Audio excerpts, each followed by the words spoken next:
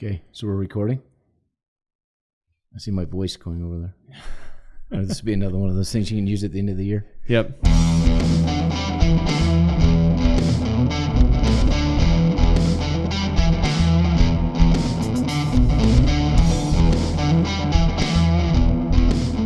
Hi, and welcome to the CAFMA Connect. I'm your host, Fire Chief Scott Freitag, and with me today, finally, in front of the camera instead of behind, Tech Manager Jonah Van Tuyl. Yeah, I'm sorry. This is a little awkward, but it'll be good. It is. I know you're really good when you stand behind the camera. Usually, you only comments. see me in the reflection of the artwork. Right. Yeah, but the artwork's nice, and then you add to it when I see your reflection. It's wonderful. It's good to see. For those out there watching, the three of you, if it looks like I'm in the same shirt, it's because, well, we're recording two podcasts in one day because we're going to be at the AFCA Leadership Conference the week that this podcast comes out in Glendale, so we won't have time to do it, but we didn't want to miss. And we've been trying to figure out a way to get Jonah on the podcast because your division is an integral part of our emergency operations, and not just our emergency operations, but our day-to-day with the IT, phone system, access to buildings, and then not just us, but Yavapai County Sheriff, Prescott Valley PD. There are so many different things that you guys do. So I'd like to introduce people to tech services and all that is tech services. Yeah, tech services. Wow. I didn't even know tech services existed before I applied for this job. So really? I mean, your main focus was IT. Was IT, right? So, I recall at the initial interview, they asked me what I knew about radios, and zero. I mean, I knew nothing. Right. So it's been a crash course the last 3 years. So well, and before we did the interview with you, we brought a company in, an outside company, third party, to do an IT audit to find out where we were, because we knew we had two just outstanding people that are, I don't want to call them radio techs, they're more like radio engineers. Right. But the IT side was lacking. Direction, support, leadership in the division was needed. Great people, but we just needed a change. But we needed to understand what it was. And so the recommendation from the auditors was, we think at this point you need someone that can provide the leadership management skills that are necessary to really focus this division so that they can accomplish their mission. And you need somebody focused with their main focus on IT. Yeah. Because your systems need work. Yeah. And so you came in and we're like, man, here's the guy who can really, I don't want to say fix this, but can provide the support that Michael and Tony and Dave needed to do their jobs, and really prioritize what needed to be done. And it's the work that you've done over the last few years is outstanding. Yeah, I really do have to give a huge part of that credit to the guys that I work with, just so people understand kind of the way tech services is oriented. We have basically three pathways in tech services. It's made up of IT, GIS, and statistics, and radio. So currently we have, besides myself, we have four employees. Michael Freeman, who is a genius when it comes to GIS, is a wizard. His statistics and just the way that he can quickly bring data together in a useful way is just so vital for us to know what's actually going on a day-to-day basis. He also obviously does all of our mapping, which is it's one of those things that gets kind of lost. Sure. But is just so vital to what we do on a day-to-day basis. And he also helps out a lot with the website, as well as with Image Trend and the reporting that we do. Titus is kind of our one dedicated IT person. He's our systems technician. Titus came to us from Chino Valley Unified School District. Right. Titus and I actually have very similar experiences in IT, so it's quite hilarious. I spent 10 years in education IT, so we often commiserate about the woes of education IT. Mostly high school kids trying to hack computers and doing a terrible job at it. Well, and that's good training for here because our firefighters don't try to hack computers, but they're really good at trying to break them. Yeah. Not on purpose. Unintentionally. Unintentionally. They're not the most tech savvy sometimes. Yeah. I just want to touch on this real quick. When we interviewed Titus, I thought I would give you crap. And so I said, hey, Titus, tell me how you feel about Apple products, because I'm a fan. You're not a fan. He's not a fan. So that kind of endeared him to you a little bit at the end of the interview, because you're like, oh, we can commiserate on this against him. Okay, I just want to clarify. Apple makes amazing products. It's their business model that tends to drive me crazy. Right. So we're not.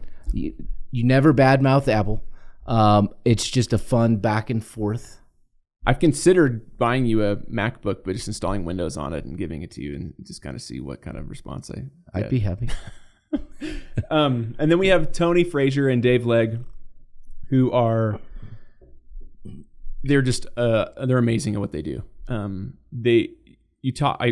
Often we talk about it's like winning the lottery having these two guys work for the same department, and they have a ton of experience. I asked Tony today actually when he started working in the field, and it was when he was 17 at Intermountain Communications is when he started. Wow. Dave Legge got his start in the Marines, carrying a radio on his back, through the desert, and they have just an insane amount of technical knowledge and understanding and ability. They also have just what seems to be an unsearchable depth of historical knowledge, especially in the area. We got a call from a local partner, and he was asking us about a system, and so we talked to him for a while. Dave wasn't in the office, and I called him and I said, hey, this guy called and was asking about a system. He said, oh yeah, he bought this, and this is why it's not working.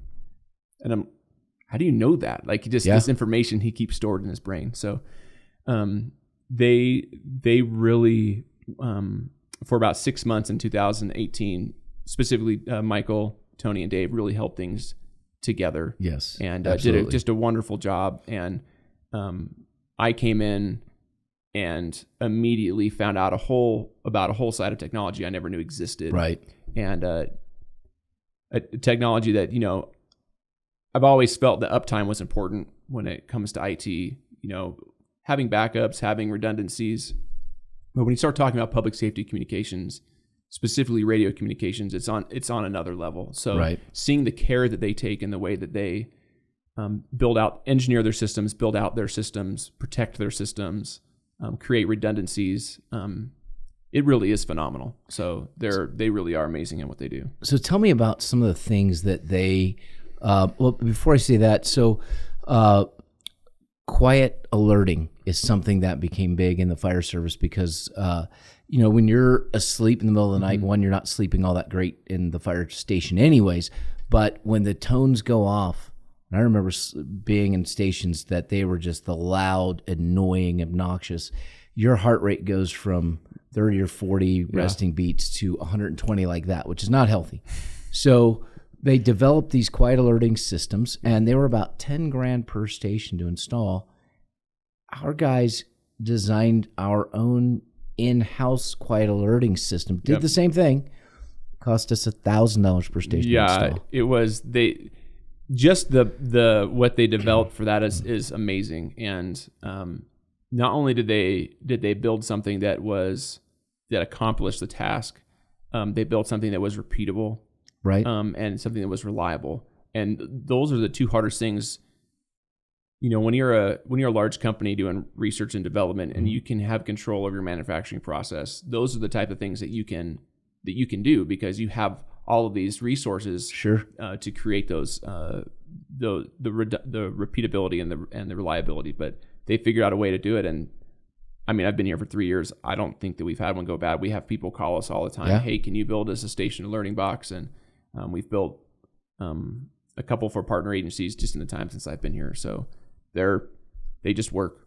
So. Yeah, and that's just one of the things that comes out of the brains of Dave and Tony. But when we talk about communication systems, people see towers. They see the towers on top of the mountains, and they're like, "Yep, there's a tower, it's ugly.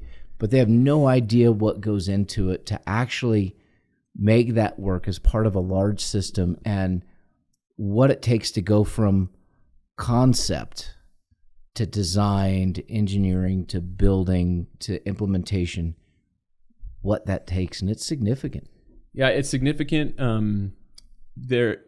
Most companies are going to have, let's just take a company that deals with towers a lot, someone like AT&T or Verizon. They're going to have engineers that design the tower. They're going to have engineers that stack the tower. They're going to have engineers that develop the communications equipment.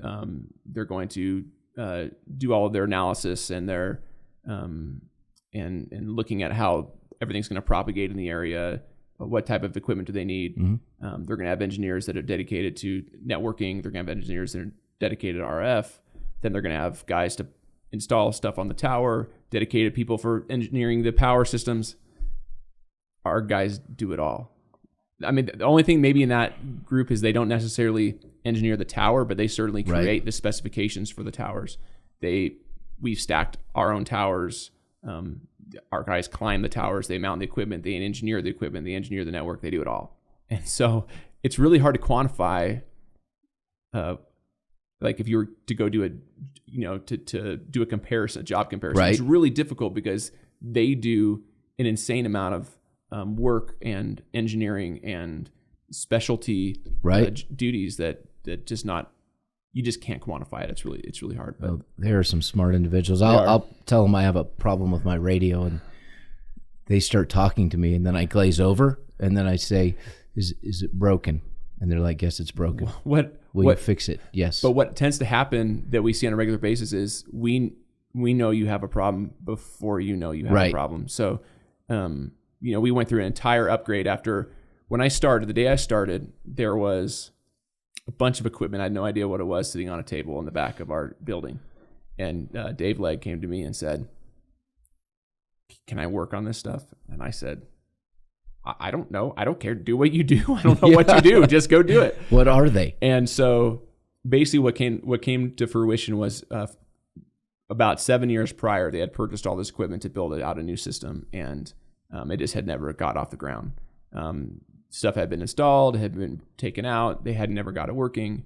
And within 7 months, the team, Dave and Tony, were able to get everything deployed and fully operational.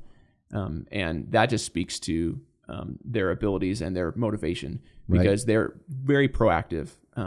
There's no one sitting around saying, "Hey, tech services, we need this capability," or "Hey, tech services, we want to make sure our radio system can do this." No, these guys are living and breathing this, proactively looking at ways to make it better, how they can develop and increase reliability, increase interoperability, and to make communications as a general for our agency and the other agencies we support rock solid. So the reality is our guys over there, they're not stagnant. They are always looking for ways to improve the system. And I heard because we took over Prescott Valley PD's contract 2 years ago tomorrow. 2 years ago. And the feedback from Prescott Valley PD is we have never had a system that actually functioned. Yeah. And prior to us, depending on where they were in the town, they would have to switch channels, and then they couldn't communicate, which is, I don't know, if you're a police officer, that's not safe. And you guys fix that. Yeah, that's another one of a big win for Dave and Tony. Again, there's a lot of engineering. We actually were just meeting with the town earlier to talk about next steps for their system with Prescott Valley Police Department, and wow, they went from a system that was I would say weekly giving them issues to a system that is reliable, and they have better coverage than they probably could have ever hoped for. Right. And we're continuing to increase it. I mean, we're not done yet, so it's going to get better. So. Which is, I mean, it's just amazing to see how your folks work. And I remember a time that there was a fire burning in Yarnell. It wasn't the one from the Yarnell fire everybody thinks of, but they could see it was burning towards a tower that had radio equipment for Yavapai County Sheriff. They were at home in the evening, saw it, got up, drove into the office, built a new whatever magic box, and then deployed it so that Yavapai County Sheriff never saw an interruption in service.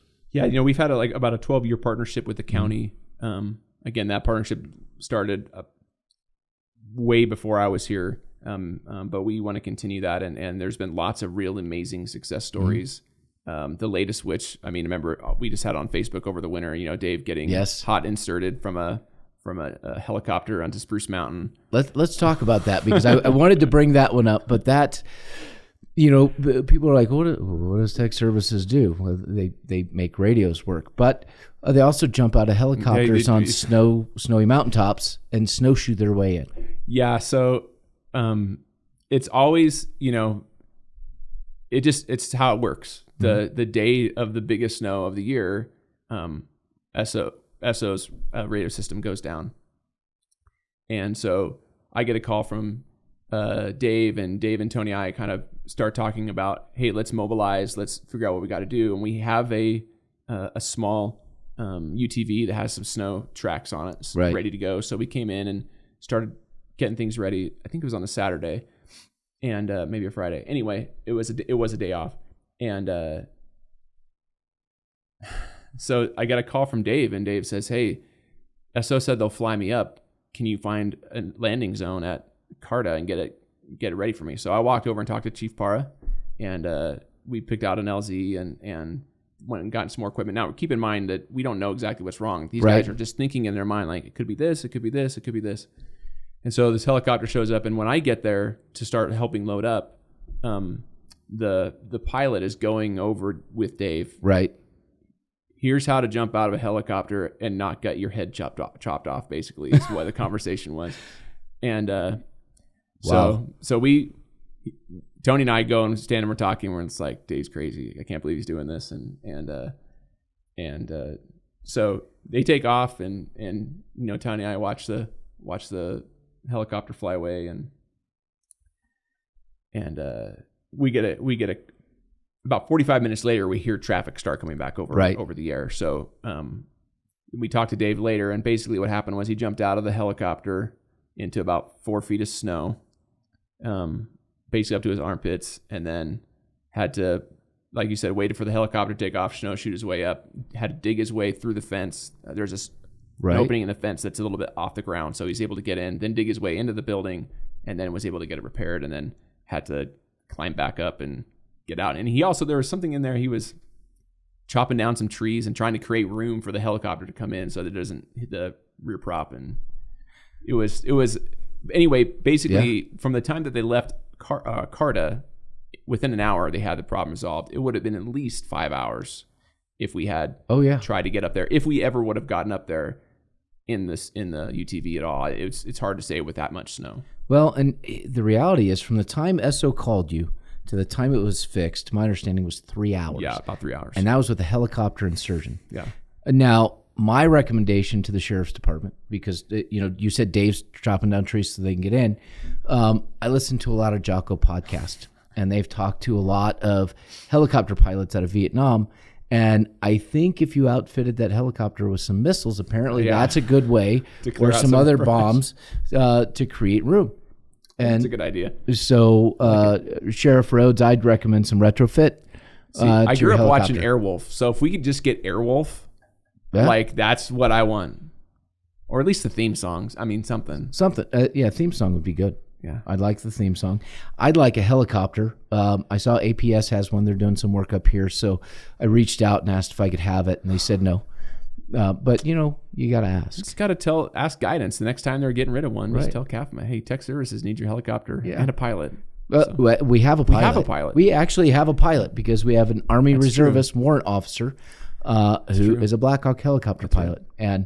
And for Dave, it wasn't his first time in a helicopter, because he was in a helicopter in the Marines as well. So he had some exposure. And with Wildland, he spent a lot of time in a helicopter. And in fact, just this week, they were flying him around up at the Raphael Fire, just deploying some repeaters up there. So, but it's not often you jump out on one. It's not often the hot insert is not a normal thing. So. But it was pretty cool. The sheriff was really happy. And so were the deputies who had radio traffic again. Yep. But that's the type of work that they do on that side of things. And we're not trying to diminish everything, because we'll talk and we'll focus more on what you do on the IT side, because you're learning the radio stuff as well. But the microwave systems that you guys install, all the work that Michael does with statistical data is fantastic.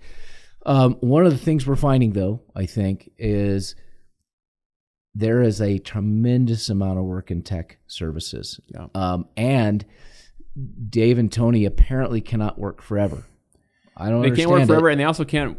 You can't work 24 hours a day, 7 days a week. You know, they have families. They need some time off. They can bring their families in. Yeah, no, we in reality we need to find someone that can come in and work with Dave and Tony and learn what they've learned. So as we look towards the end of the year, where we're going to put out a posting for that, and we hadn't planned on it, and no decisions have been made. That's for the board of directors, because that's your decision to make. We're just going to recommend it. But let's say they did approve it. What are you looking for in that person?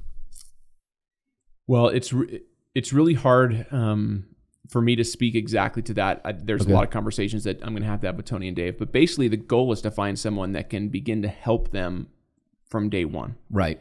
They can hit the ground running, that has enough experience that they can begin to assist in the various projects that we have going. Ideally, it's going to be someone that, if they are not already a trained tower climber, that are going to be willing to get trained, and someone that's willing to learn. Because the reality is that the work that these guys do is so textbook and is so meticulous. And just for an example, just this week we got in the pod just a few minutes ago, we were talking a little bit about that Chief Edeman's new vehicle, right? And the radio systems were installed by a company, a third party, and they did a fantastic job. But Tony, when he was going through the radios, found that the connector for one of the radios was not soldered. Okay. And a lot of times they'll just be crimped, like a crimped on connector. Right. They solder everything. They want to make sure that that connection is not ever going to fail. Right. And then connect it to a watt meter and make sure that everything looks good before they sign it off to go into service. So we want someone that's going to come in and say, hey, I know maybe I've learned these things. Right. But I'm willing to take those things and learn it your way and do it your way. So it's someone that can hit the ground running, but someone that's also going to be willing to learn and kind of do things the way that we do them. Because the reality is that we have to build everything to be as reliable as we can. Right. Now, we have redundancies in the system in all kinds of ways, right? Whether it's multiple paths from this place to that place, or whether it's the ability to turn on or off a mountaintop based on if we're having problems with specific equipment. So we have lots of abilities for redundancy, but what we want to do is make sure that what we build is not going to fail because we didn't install it correctly. Right. So let me ask you for a clarification point on redundancy, because we have a lot of times there'll be a fiber cable cut up to this area. We're not naming companies or anything, but if your main line and your backup line are in the same case, is that considered redundant? That's not a backup. It's just not. Like, really? One of the things, and I'm not pointing fingers at anybody, but one of the things when I found when I started here, one of the servers was being backed up to the same hard drive that was running the server. That's not a backup, because as soon as the disk fails, your backup is gone. Right. So redundancy is creating separation, some amount of separation, right? So that if one component fails, you're not reliant on that component for your system to continue to operate. So there are places in our network that don't have redundancy, and we're working to work those out. Those are not high priority. Right. They are everything we need to continue radio communications and even internal network communications are on redundant paths, and we don't just theorize that they are redundant. We test that they are redundant. Right. There's a regular testing process that goes in that we go through. We pull cables out. We make sure communications continue. And we do the same thing for all of our partners that we work with. So we talked a little bit about Dave, or just mentioned Dave and the Marine Corps and his background being a radio man in the Corps.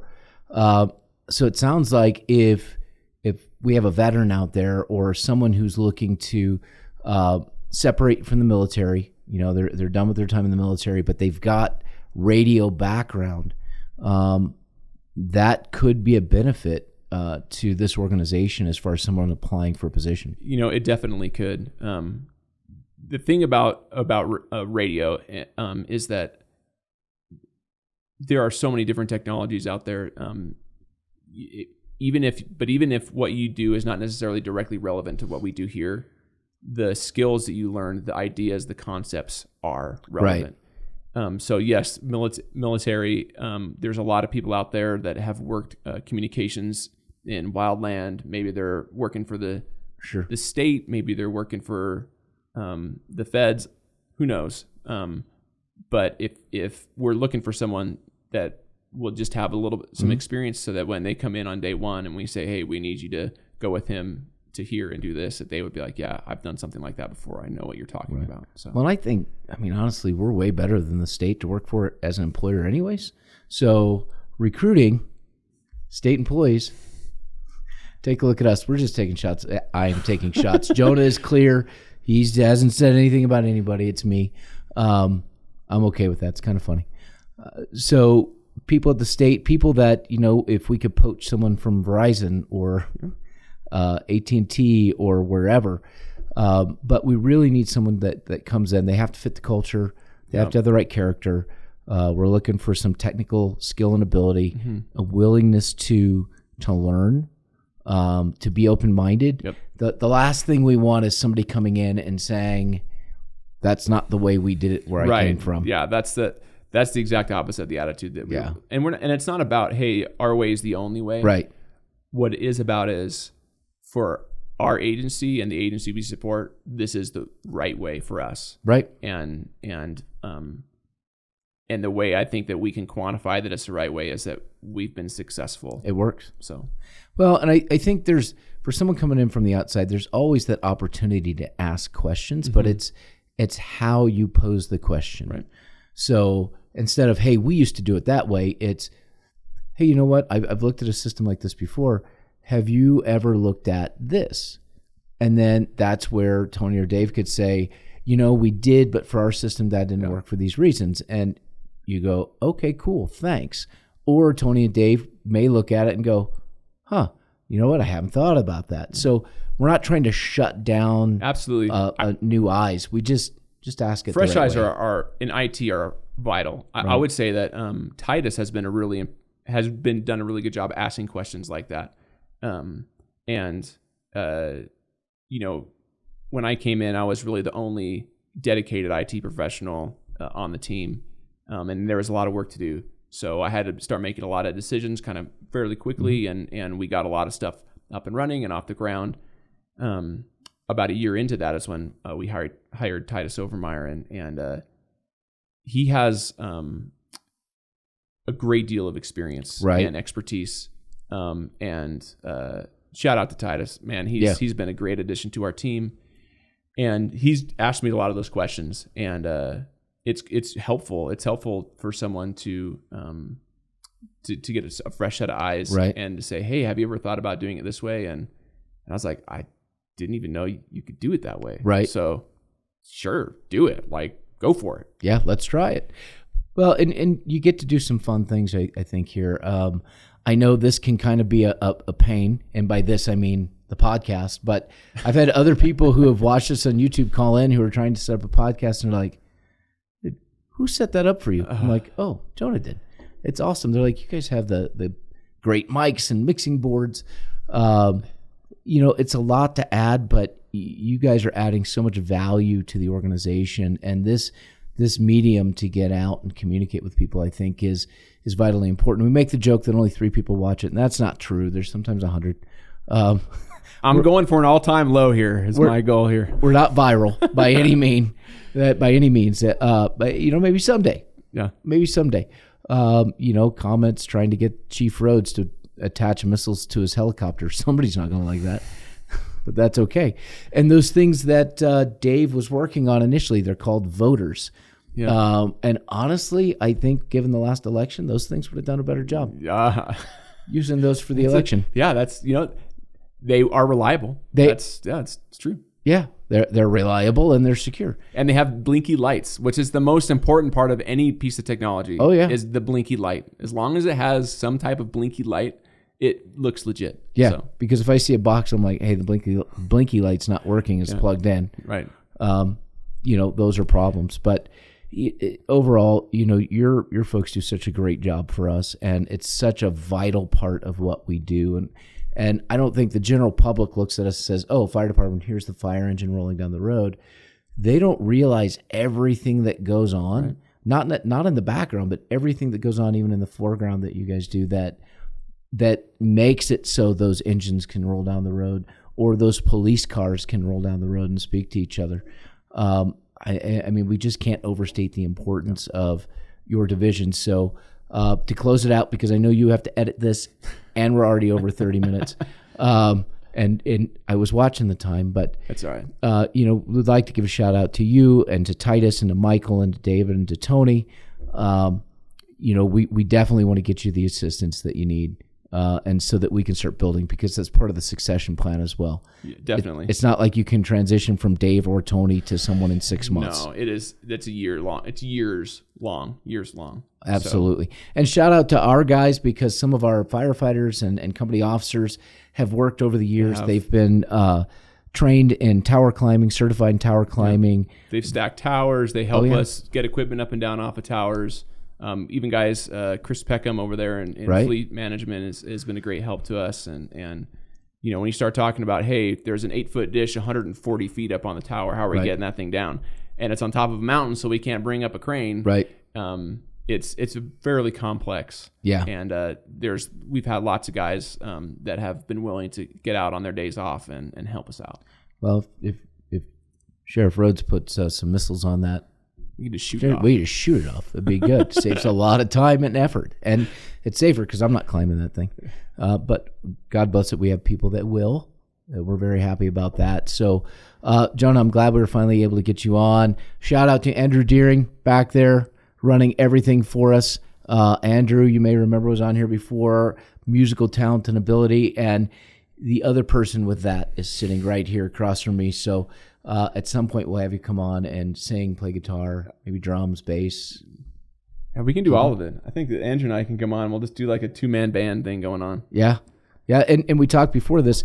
If we move off-site and maybe use Signal's studio, we could have a jam session podcast and a frosty beverage. Because we're not here and we're not in uniform. That sounds like a plan. I like the plan. Andrew's happy with the plan. So, Jonah, thanks again. Andrew, thank you for coming in to help out. And for all of you out there in virtual land, whether you're on a podcast platform or you're on YouTube, thank you for taking time to listen. And thank you to Jonah for what you do every day and what you've brought to the table coming here. So, until next time, when we try to put someone else in the hot seat, maybe finance, maybe Adam Croft, maybe Eric Merrill. I don't know. We'll see. But we're going to give Chief Edema a break.